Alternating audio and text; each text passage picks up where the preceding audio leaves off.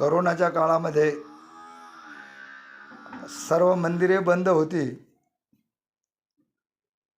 तरी पण बाळासाहेब आंबेडकरांनी सर्वांना सोबत येण्यासाठी मोठ्या धैर्याने आणि हिमतीने पंढरपूरचे विठ्ठल रुक्मिणी मंदिर हे वारकऱ्यांसाठी खुले करून दिले. बहुजनांच्या हितासाठी अहोरात्र झटणारे एकमेव, कोणत्या स्वार्थाला बळी न पडता सर्व समाजाचे कामे करणारा एकमेव नेता म्हणजे बाळासाहेब आंबेडकर. तसं बघलं तर निवडणुकीमध्ये आपण बघत असतो, कोणी स्वतःसाठी फॉर्म भरतो, त्याच्याच पत्नीसाठी फॉर्म भरतो, त्याच्याच मुलासाठी फॉर्म भरतो, त्याच्याच लेकीसाठी फॉर्म भरतो, त्याच्याच तो सुनेसाठी फॉर्म भरतो.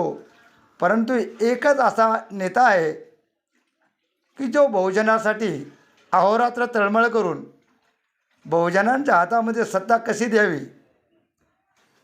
आणि यातच बहुजनांचे कल्याण कसे करता येईल म्हणून अहोरात्र झटणारा, मग तो सोमनाथ सूर्यवंशीचा कस्टडी झालेला मृत्यू असो, किंवा NRCच्या कायद्यामध्ये आंदोलन करणारा असो, किंवा बोधगयेला जाऊन उपोषण करणारा असो, आंदोलन करणारा असो, रस्त्यावर उतरणारा बहुजनासाठी फक्त शेतकऱ्याचे हितचिंतक, शेतकऱ्याच्या शेतीला भाव कसा मिळावा, का मिळत नाही यासाठी रस्त्यावर येऊन झगडणारा, गोरगरिबाचे दुःखे जाणणारा, पीडितांची दुःखे जाणणारा, त्यांच्या मदतीला धावून जाणारा, मग ते रात्र असो या दिवस असो, आपल्या स्वतःच्या जीवाची पर्वा न करता काळजी घेणारा अहोरात्र एकमेव नेता, वंचित बहुजन आघाडीचा खरा कार्यकर्ता आणि या बहुजनांचा खरा, OBC समाजांचा आणि मायनॉरिटी सर्व स्तरातून प्रत्येक जातीसाठी झटणारा,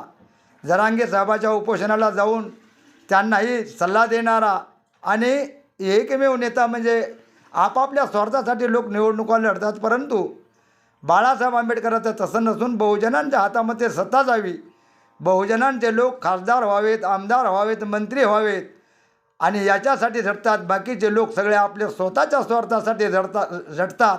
हा यामधील खूप मोठा फरक आहे. आणि म्हणून बहुजन समाजानं जागृत होऊन वंचित बहुजन आघाडीसोबत युती करावी, त्यांच्यासोबत राहावं. तुमच्या सुखदुःखामध्ये सामील होणारा फक्त एकच बाळासाहेब आंबेडकर, वंचित बहुजन आघाडी.